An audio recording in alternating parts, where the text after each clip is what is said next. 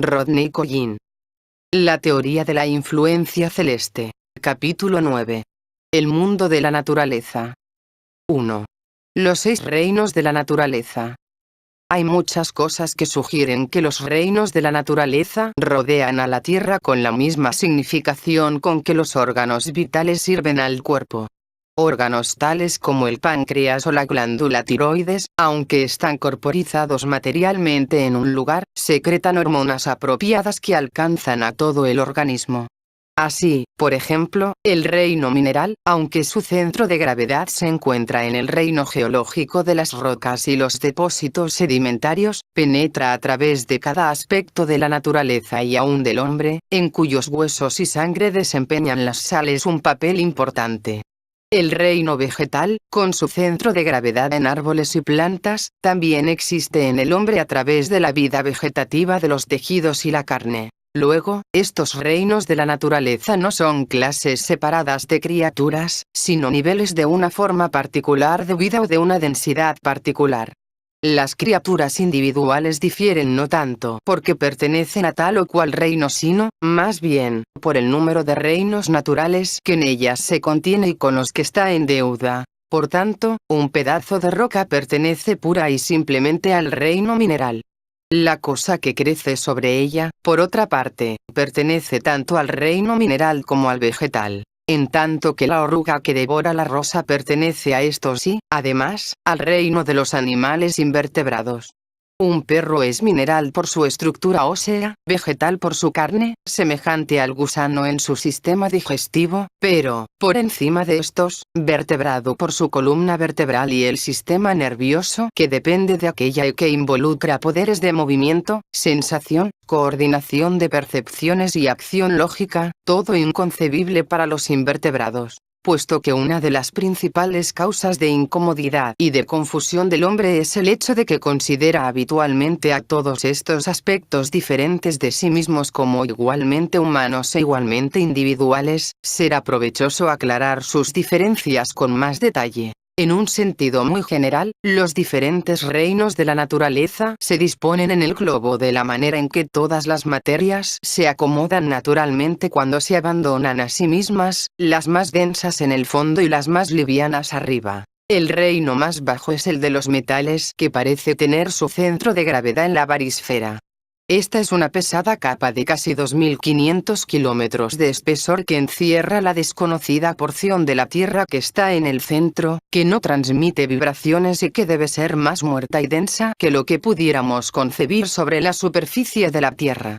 Del modo como la barisfera responde a las ondas sísmicas, se ha deducido que sus niveles más bajos están constituidos por hierro o níquel que ha adquirido una increíble rigidez debido a la presión, y que esta rigidez disminuye a medida que se acerca a la superficie.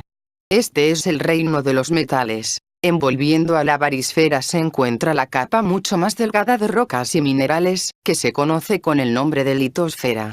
La capa solo tiene 80 kilómetros de espesor y está constituida principalmente por basalto, granito y otras rocas volcánicas vítreas. Estas rocas son formas cristalinas de sílice, hierro, titanio y magnesio y, puesto que parecen formarse de la oxidación o combustión de estos metales, podemos concebirlas como viviendo o alimentándose de la última. Forman el reino de los minerales. Este reino incluye en su estrato más superior el suelo de la superficie terrestre y este, a su vez, está cubierto con la delgada capa verde del reino de las plantas, que se alimenta de sales minerales. Dos cambios muy definidos aparecen en este punto. El reino de las plantas o del tejido viviente es de estructura celular y es sensible a la luz. Siendo celular, está dotado de forma en un sentido completamente diferente al de las formas cristalinas de metales y minerales. Siendo sensible a la luz, es capaz, merced a un mecanismo fotosintético basado en la clorofila, de transformar la radiación solar en energía para su propio uso. Por tanto, en contraste con los reinos inferiores que, en comparación, parecen amorfos y muertos, el reino de las plantas está sujeto particularmente a la influencia formadora de los planetas y a la influencia donadora de vida del Sol. viviendo y alimentándose del reino de las plantas, se encuentra el reino sumamente delgado, pero inmensamente importante de los invertebrados. 10 de cada docena de las principales categorías, los animales, incluyendo el ejército infinito de gusanos e insectos de la tierra, de moluscos y crustáceos del mar, pertenecen a este reino que comprende cientos de miles y hasta millones de especies. La mayoría de los invertebrados disfruta del poder de la locomoción y, a cambio de alimentarse de las plantas, prestan el servicio de romper y airear el suelo para ellas. Apuntamos que la barisfera es alrededor de 300 veces más gruesa que la litosfera y, de una manera muy general, la litosfera es alrededor de 300 veces más gruesa que el reino de las plantas. Este parece que es el orden general de relación de los sucesivos reinos naturales, porque cuando llegamos al reino de los vertebrados, encontramos una capa mucho más desligada y tenue. Cada centímetro cuadrado de la superficie templada y tropical de la Tierra se agita con la vida de los invertebrados, pero, en comparación, los vertebrados requieren metros cuadrados y hasta hectáreas para vivir desahogados. Nuevamente, parece haber aquí un cambio definitivo, tan evidente como el que separa las plantas de los minerales. Porque son enormes las implicaciones de una columna vertebral, un sistema nervioso y un cerebro en los vertebrados, por más que estos sean rudimentarios. Implica dos sistemas paralelos de nervios aferentes y motores, es decir, un sistema para conducir impresiones del mundo exterior a un centro donde son clasificadas y acomodadas, de cuya disposición resultan ciertas deducciones, de las que proviene una orden motriz apropiado que se envía, por medio de un segundo sistema, a los músculos. Los vertebrados, potencialmente en todo caso, disfrutan del poder de ver y actuar. Son capaces de transformar, en general, no solo la radiación solar para su propio uso, sino las impresiones individuales creadas por tal radiación. No solo reaccionan a la brillantez de la luz, sino a un diseño específico de luz, sonido y otras vibraciones, como el formado por la imagen del hombre, su olor y el rechinar de sus botas. Finalmente, alcanzamos el reino del hombre, una capa tan rarificada y tenue, que solo se encuentran 4 seres humanos en cada kilómetro cuadrado de la superficie terrestre. El hombre vive de las plantas, de los invertebrados y de las partes correspondientes de los vertebrados. Cuando preguntamos en qué difiere objetivamente el hombre de los demás reinos de la naturaleza, nos sentimos en principio confundidos para contestar. ¿Qué hay en el hombre que no sea metal, mineral, vegetal y que no pertenezca, al menos potencialmente, a los animales? Solo podemos decir que parece que es un sistema nervioso superior el que le hace posible darse cuenta de su propia existencia y de su relación con el universo que le rodea. El hombre puede ser consciente y, merced a la conciencia, puede comprender. Solo por esto es hombre.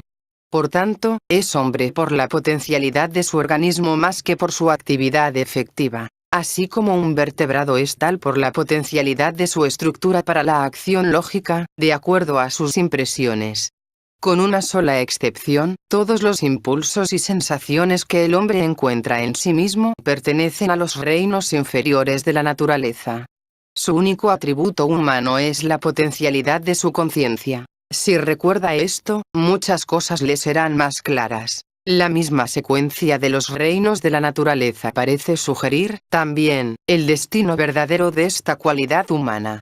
Pues cuando establecimos las funciones de la tierra, metales, minerales, vida de las plantas, sin calor propio, carne invertebrada, con calor propio, vertebrados y hombre, parece que también hemos establecido una curiosa progresión natural de comedores y comidos, de quienes son alimentados y de quienes son alimento. Las plantas comen sales metálicas, los invertebrados comen la materia mineral, los vertebrados comen plantas enteras. El alimento del hombre difiere del de los demás vertebrados en que aquel es cocido y caliente, mientras el de estos es frío y crudo.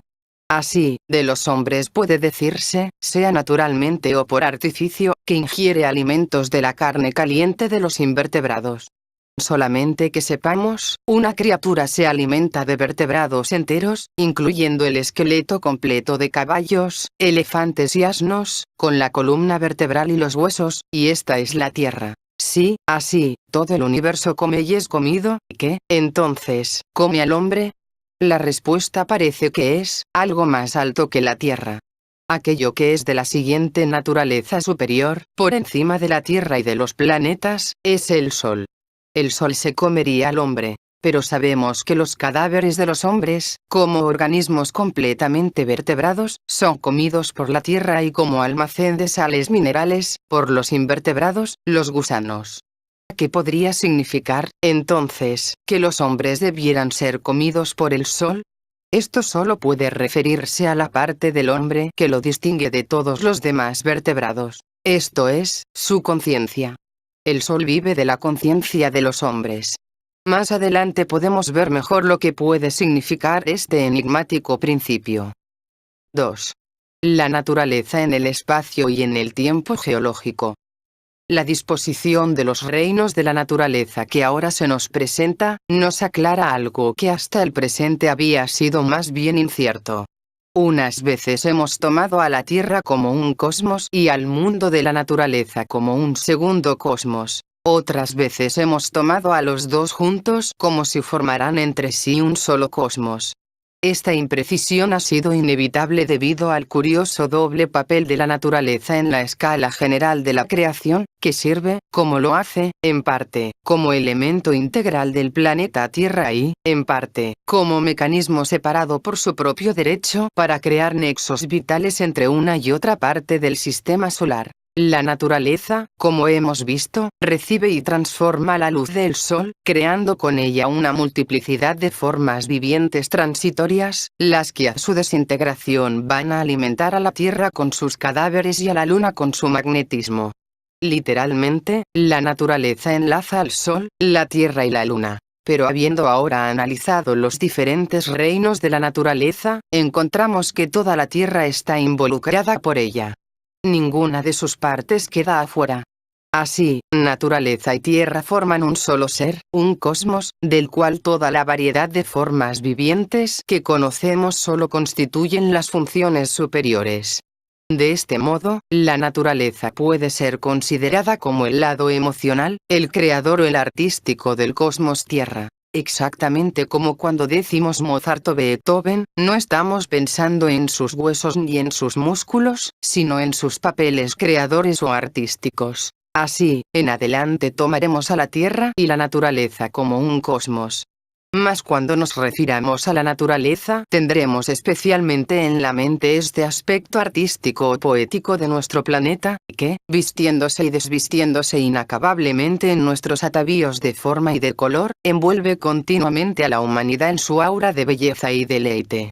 Porque sin un concepto así, todo nuestro conocimiento científico solo nos da una descripción seca y sin vida. Ahora bien, aunque estos diferentes reinos de la naturaleza, metálico, mineral, vegetal, invertebrado, vertebrado y humano, se encuentran superpuestos como capas o estratos de materia en un orden natural de densidad decreciente, sabemos que, en realidad, no están netamente divididos sino que, de modo sutil, se interpenetran. La ley que rige su interpenetración se conoce mejor cuando se la relaciona con el movimiento browniano de partículas diminutas.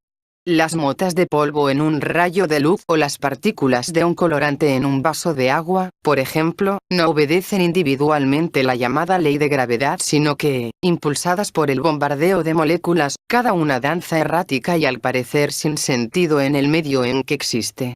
Sin embargo, cuando se ve todo el campo se descubre que la totalidad de partículas se han acomodado en tal forma que su difusión está perfectamente graduada desde el fondo hasta la cúspide y que disminuye en progresión geométrica exacta al ascenso a capas más altas. Esta ley de difusión que podemos observar muy bien cuando derramamos leche en un vaso de café helado, realmente no está confinada a las partículas diminutas. La disposición al parecer fortuita de las efímeras sobre el techo, alrededor de una lámpara, se traduce en una perfecta graduación de densidad desde la luz a la oscuridad. La errática colonización de un país nuevo, según el capricho de los inmigrantes individuales, se convierte en una difusión perfectamente graduada de población entre los centros de comunicación y abundancia hacia el territorio salvaje. De hecho, toda la población humana de la Tierra sigue esta ley. Las partículas individuales se distribuyen desde un medio más favorable hacia uno menos favorable en una perfecta gradación geométrica decreciente. Exactamente del mismo modo los reinos inferiores de la naturaleza se difunden o penetran en los superiores y estos, a su vez, en los inferiores. Hasta podemos imaginar al mundo natural en su conjunto como un recipiente en el que las partículas de 6 líquidos de diferentes gravedades específicas se entremezclan de acuerdo con esta ley. La idea es más clara cuando vemos cómo los diversos reinos de la naturaleza tienen sus centros de gravedad en diferentes períodos de la tabla de elementos. Porque, entonces, es evidente que los elementos de cada período particular, aunque se hayan concentrados en su reino propio, se difunden hacia arriba y abajo en la forma descrita. Por ejemplo, podemos suponer que el verdadero sitio de los elementos radiactivos no naturales del período 7 es el centro inerte de la Tierra. Sin embargo, minúsculas partículas de aquellos se encuentran a la altura de las capas superiores de la litosfera, aunque no se encuentran, como antes anotamos, en el suelo o superficie actual de la Tierra. El centro de gravedad de los metales densos y de los raros elementos del período 6 se halla probablemente en la barisfera. Estos se filtran, también, hacia arriba, presentándose en filones más cercanos a la superficie terrestre que los elementos radiactivos, aunque, como ellos no tienen un lugar natural por encima de la superficie, como no sea en los artefactos fabricados por el hombre, la afinidad de los elementos del período 5 es con la litosfera. Estos elementos penetran en los reinos orgánicos colocados por encima, aunque rara vez, con excepción del yodo que existe en notables cantidades en el mar y en la vida marina y que tiene un papel estabilizador que desempeñar hasta en el organismo humano.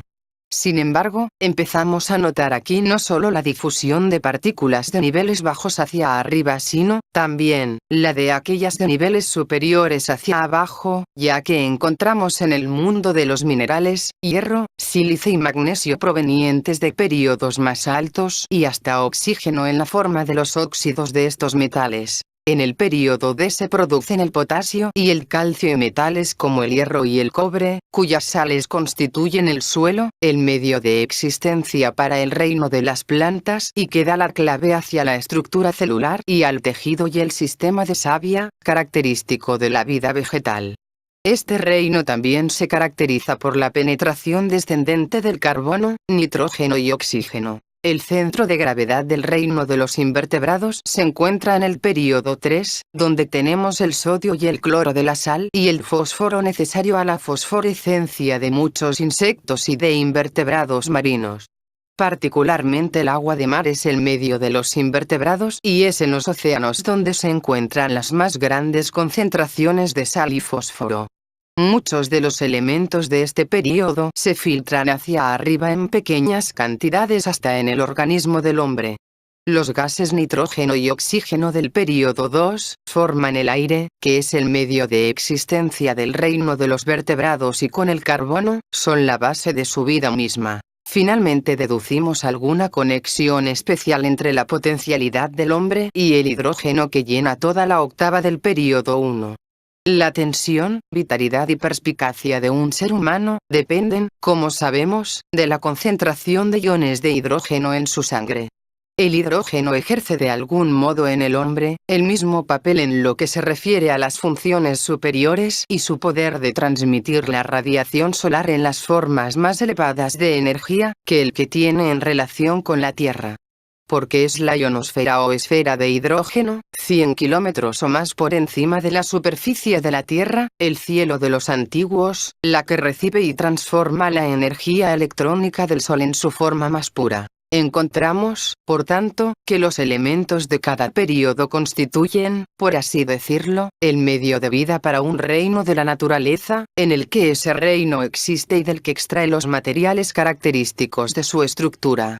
el reino de los metales en la barisfera, el reino de los minerales en la litosfera, el reino vegetal en el suelo, el reino de los invertebrados en el mar, el reino de los vertebrados en el aire, y alguna afinidad entre la naturaleza más alta del hombre y la atmósfera superior impregnada de sol. Todos, en forma general, son ejemplos de este principio. Sin embargo, debemos recordar que la naturaleza nunca se satisface con octavas en una dimensión.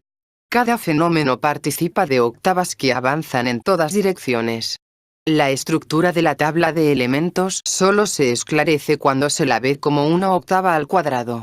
En la misma forma, aunque el aire parece el medio característico del período horizontal 2, incluye realmente en su composición a todos los gases inertes, helio, neón, argón, criptón y xenón, de la nota vertical Do. Aunque el océano parece el medio característico del período 3, incluye trazas de todos los halógenos, flúor, cloro, bromo y yodo, de la nota vertical Re. Aunque el medio del suelo parece característico del período 4, comprende a todos los álcalis de la nota vertical Si. Y, de modo semejante, esto ocurre en la litosfera y la barisfera. Es este cuadro de octavas el que produce la difusión infinitamente sutil hacia arriba y abajo sobre lo que antes llamamos la atención. Explica ciertas anomalías de la materia que se encuentra en lugares insospechables y que continuarían incomprensibles si tratáramos de entenderla a través de solo octavas horizontales. Significa que cada reino de la naturaleza entra en cada uno de los otros, constituyendo estos algo como los cuarteles generales de una forma de vida que existe en todas partes. Con esta idea volvemos a nuestro mismo punto de partida en este capítulo. Dijimos que cada fenómeno tiene lugar en octavas que pertenecen a todas las dimensiones. Si puede elevarse al cuadrado, una octava puede, también, elevarse al cubo. De modo que si la octava de los reinos de la naturaleza ha de descubrirse proyectándose verticalmente en ambos sentidos desde el centro de la Tierra hasta la ionosfera y, otra vez, horizontalmente dentro de cada uno de estos estratos, podemos, también, verla en la dimensión del tiempo. Y en realidad, extendiéndose a través de los iones del tiempo geológico, encontramos con exactitud una octava así. En las rocas precámbricas libres de toda vida fósil y que datan de más de 1000 millones de años atrás, vemos huellas de un mundo mineral cabal. En la era primaria, a pesar de los primeros experimentos de la naturaleza con los moluscos y trilobitos, deben haber sido los bosques cálidos y húmedos los que predominaban en la Tierra, aquellas inmensas masas de vida vegetal cuyos remanentes están representados por lechos de carbón. En el secundario los océanos se levantaban y caían, y en ellos la horda invertebrada de moluscos, amonitas y corales, de número infinito y de gigantesco tamaño, alcanzaron la supremacía. El terciario es el período en el que los mamíferos vertebrados, anunciados por los monstruosos dinosaurios del secundario, se desarrollan súbitamente en miles de formas ingeniosas y delicadas. En tanto que el cuaternario incluye toda la historia de ese experimento especial que ha producido al hombre tal como lo conocemos. Cada una de las grandes edades geológicas representa el predominio de uno de los reinos naturales, teniendo cada uno su época de supremacía seguida de su servidumbre a la creación siguiente. En cada era los primeros experimentos en bruto se hicieron en la preparación del tipo de ser al que pertenecía el mundo que seguía. Los solitarios trilobitos del primario anunciaban el mundo invertebrado del secundario. El voluminoso diplodocus del secundario, perdido en su propia época, es el precursor del ligero caballo y del tigre de la edad siguiente. El mono del terciario, parecido al hombre, supone un mundo de verdaderos hombres del presente. Este experimento de formas ulteriores en la época precedente, corresponde a la difusión hacia abajo de los elementos superiores que anotamos antes. El molusco en la edad de los helechos arbóreos es como el sílice proveniente del período de los invertebrados, incrustado al reino de los minerales. Y, en sentido inverso, las formas primitivas de vida que todavía existen en la era del hombre, desempeñan, como el elemento yodo en su cuerpo, un papel estabilizador en el mundo superior en que ellas han penetrado. Esta octava geológica muestra bien, asimismo, la duración variable de las diferentes notas según su densidad.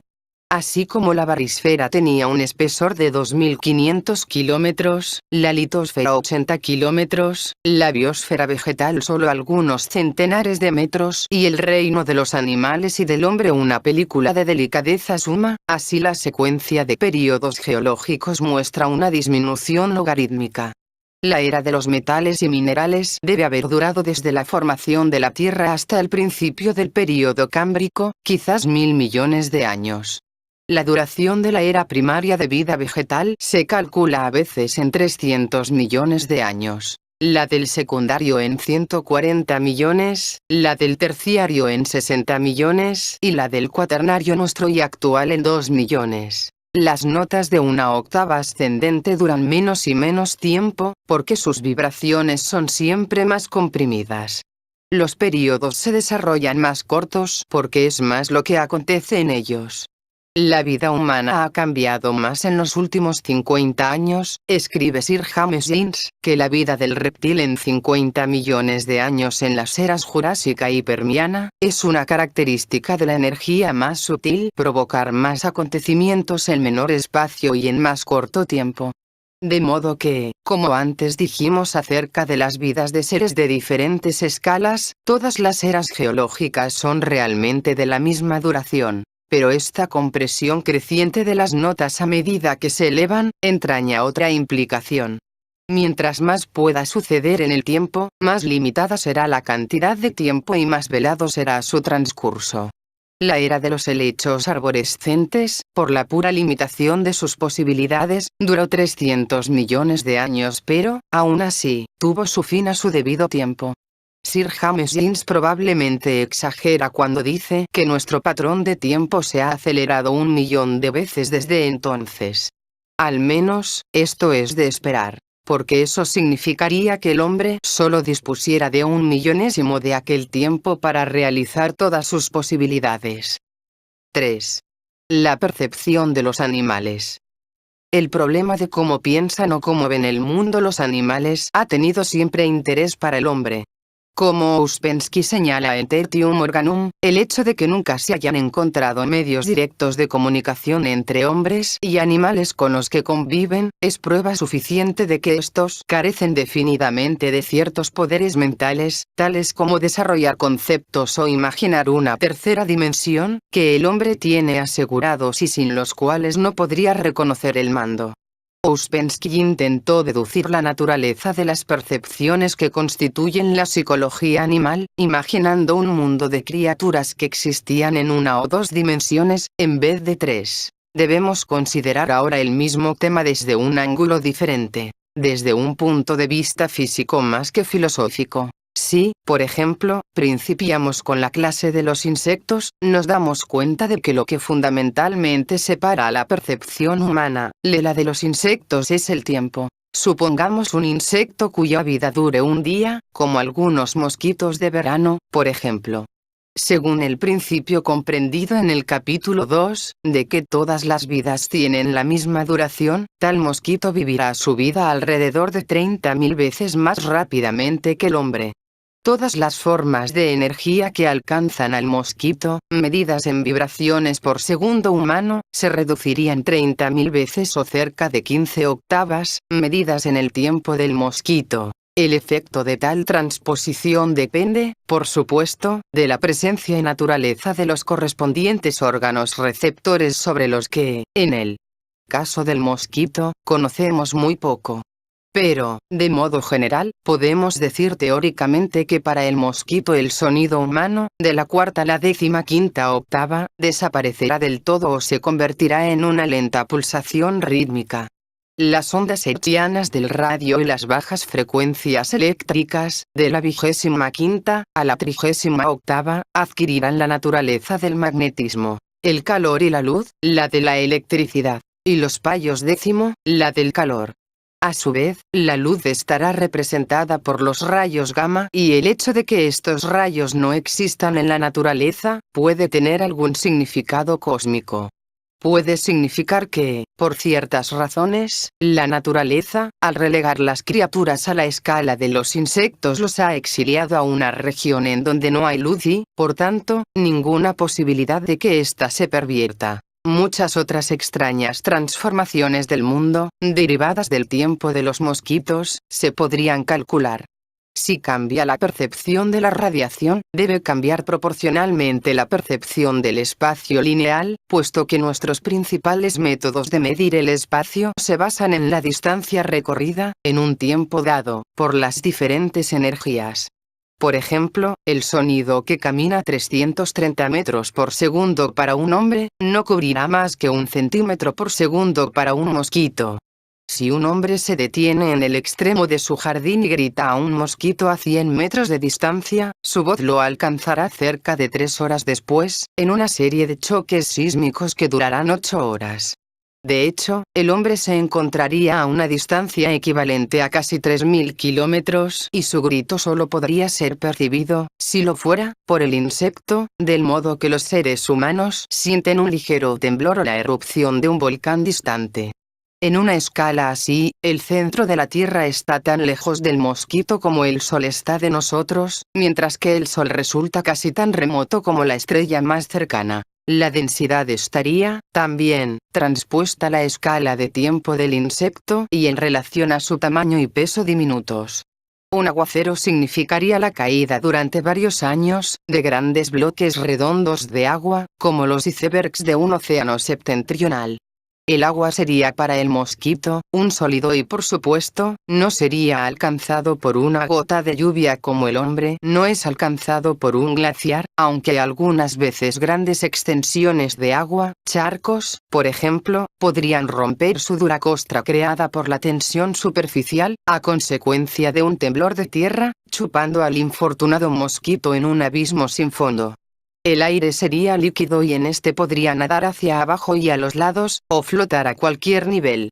En tanto que el aroma de las flores tomaría, probablemente, junto con el olor de la putrefacción, el lugar del aire respirable. Gran parte de esto puede verificarse mediante la observación directa y por experimentos sencillos. De inmediato vemos que los mosquitos caminan sobre el agua como en un sólido, y pueden nadar, flotar y tenderse sobre los lados o de espaldas en el aire como si fuera un líquido. Les vemos, también, atraídos irresistiblemente por las fuentes de luz, no por ser luz sino del mismo modo como la migración de las aves sigue ciertos campos invisibles de magnetismo terrestre.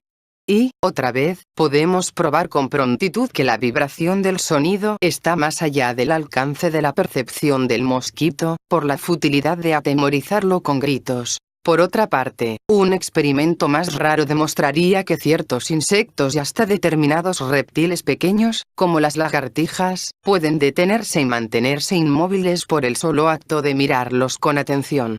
Mientras, por ejemplo, se está mirando fijamente a una araña, ésta podrá quedarse inmóvil y, apenas se distrae la mirada, escapará en una fracción de segundo. Aunque son insensibles al sonido, evidentemente la mirada humana enfocada con atención conduce a algunas vibraciones ante las que determinados insectos reaccionan mecánicamente. En relación con estos insectos el hombre está situado como un cosmos superior frente a uno inferior y su mirada atenta, incalculable para él mismo, actúa sobre aquellos de manera semejante a como el sol y el viento actúan sobre el hombre, alterando por completo su velocidad de movimiento y su manera de actuar. Esto, en verdad, es característico del mundo no de los animales sino de las células, para las cuales tampoco hay arriba, abajo, derecha e izquierda, que tampoco reaccionan al sonido pero que, también, en el cuerpo humano, responden directamente a las vibraciones intangibles de su atención. De hecho, el tiempo de los pequeños insectos los sitúa en la categoría de los cosmos inferiores y podemos comprenderlos mejor si los recordamos no como criaturas con significado individual sino como células libres, por así decirlo, entre las que el tejido conjuntivo de los cuerpos animales falta de modo extraño. Tales seres solo tienen significación en su repetición, es decir, en el cuerpo completo de que forman parte, la colmena, el hormiguero, el termitario, el remolino giratorio de mosquitos suspendido del aire en una noche de verano. En los pájaros y los peces pequeños, cuyo tiempo de vida de unos cuantos años, sitúa sus percepciones a 4 y no a 15 octavas de distancia del hombre, la individualidad tiene todavía poco significado. Una parvada de estorninos o un cardumen de escombros se entrelaza, voltea, rueda y emigra a distancias inmensas en el aire o en el mar con la misma unidad y coordinación de un enjambre de abejas o de un cuerpo humano. La relación directa con el cosmos de la Tierra, que es característica de los grandes mamíferos y se expresa por el sentido de lo que es arriba, abajo y a los lados, es todavía muy vaga en un ave o pez separados.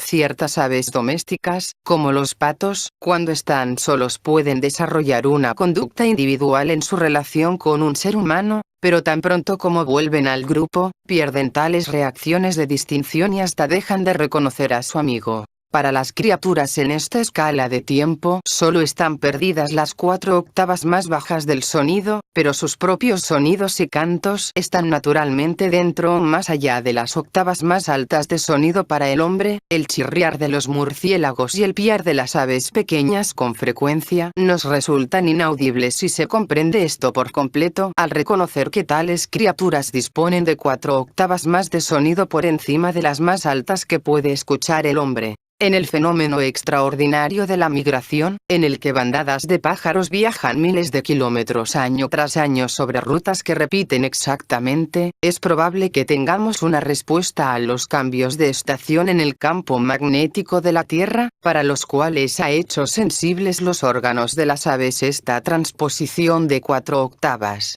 Otra vez, el hecho de que los buitres distinguen claramente la carroña o carne muerta desde inmensas alturas, mientras, por el contrario, solo los animales vivos son distinguibles para otros pájaros en tanto que no distinguen los muertos, parece sugerir que la vista de los mismos pájaros puede variar para incluir o excluir ciertas emanaciones ultravioletas a las cuales es insensible la vista humana inferior. De hecho, tenemos que imaginar las 5 bandas de ondas recibidas por los 5 sentidos de diferentes criaturas, que modifican hacia arriba o hacia abajo en la escala electromagnética, según sus diferentes tiempos, exactamente en la misma forma en que una relación fija de 5 frecuencias podría sintonizarse en diferentes antenas de radio para recibir diferentes grupos de estaciones transmisoras.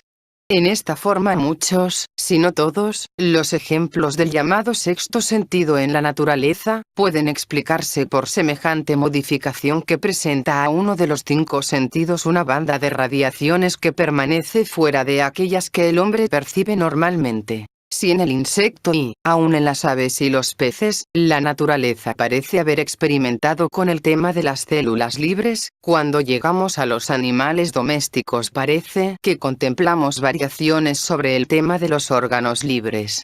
El tiempo del caballo, la vaca, el cerdo, el gato o el perro, no está separado del tiempo humano por más de 1 o 2 octavas y, por tanto, sus reacciones y percepciones son más comparables con las suyas. Sobre esta escala obtendremos una comprensión más interesante de la naturaleza del animal por medio de la comparación del mecanismo en vez del tiempo. Examinando en esta forma la anatomía de diferentes animales y comparándola con la del hombre, vemos en cada caso una función órgano enormemente exagerado, mientras que el resto está al mínimo necesario para hacerlo una criatura independiente. Se desprende de esto que un caballo es un sistema muscular en marcha, una vaca una glándula mamaria que camina, un cerdo es un estómago ambulante, una gallina un ovario caminante y un perro una nariz con patas.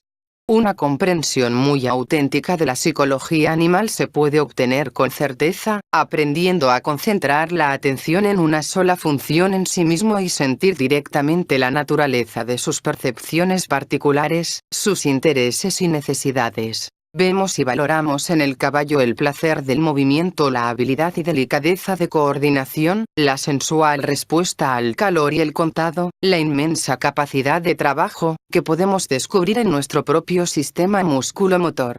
Apreciamos al perro no solo por su poder olfativo en la caza, sino, también, por la rápida respuesta al cambio de escenario o de humor y el apego fundamental al amo y la casa familiar, que van parejas con un sentido del olfato altamente desarrollado. La estructura mecánica de estos animales revela mucho, también, tanto sobre ellos mismos como sobre las funciones que parece simbolizar. El caballo, con facilidad y placer puede saltar, reforzar, girar, caracolear y moverse y mirar en las 3 dimensiones que le son asequibles.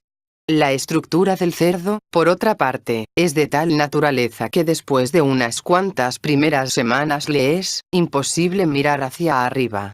Su cuello tremendamente pesado, sólidamente unido al pesado cuerpo, la cortina colgante de las orejas, solo le permiten levantar la vista a unos centímetros sobre el suelo y nunca por encima del nivel de los ojos.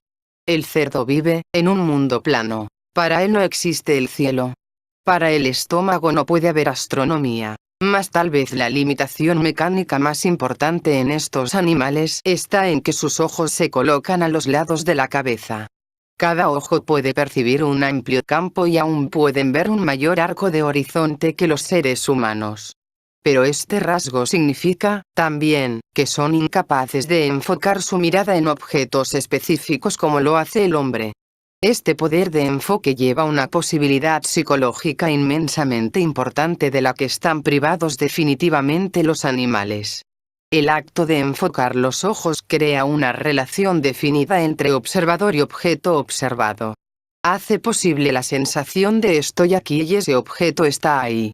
Esta sensación es el principio de la autoconciencia. Tal conciencia inteligente de uno mismo dentro de sus alrededores es lo que nunca pueden alcanzar por completo los animales.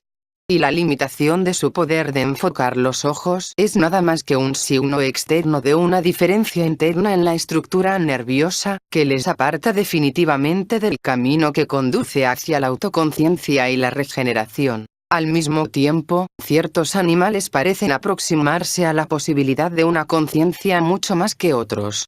El gato, por ejemplo, ha desarrollado hasta alto grado el poder de enfocar, no sus ojos, sino sus oídos. Cuando un gato mira a una mosca o un ratón, con los oídos intensamente enfocados sobre su presa, parece que expresa en el máximo grado posible del mundo animal, el sentido de la relación consciente de yo gato, tú ratón. Y, en realidad, el gato parece exhibir muchos signos de conciencia propia, ausente aún en la mayoría de los hombres. En un día cálido, un perro se echará en la tierra dejando que sus miembros se acomoden como sea y, a pesar de que puede ser pisado. Evidentemente no sabe dónde se encuentran las diferentes partes de su cuerpo. Esta conducta es inconcebible en un gato, que siempre es cuidadoso para acomodar su propio cuerpo y que, también, con toda evidencia nunca pierde por completo el sentido del conjunto de su cuerpo. La naturaleza parece haber jugado una curiosa broma al gato. Si un perro es un experimento en la función del olfato, un gato es un experimento en la función de la conciencia. Pero es conciencia sin relación con la mente, sin significación y sin posibilidad de desarrollo. Por tanto, es una curiosa ironía de la naturaleza el que el hombre tenga que adquirir, mediante un duro esfuerzo, lo que un gato disfruta normalmente. La diferencia está en que el hombre tiene que adquirirlo sabiendo que lo está adquiriendo y por qué lo está adquiriendo y sabiendo que es solo un paso necesario hacia algo diferente. A ninguna otra criatura del mundo de la naturaleza se le brinda una posibilidad como esta.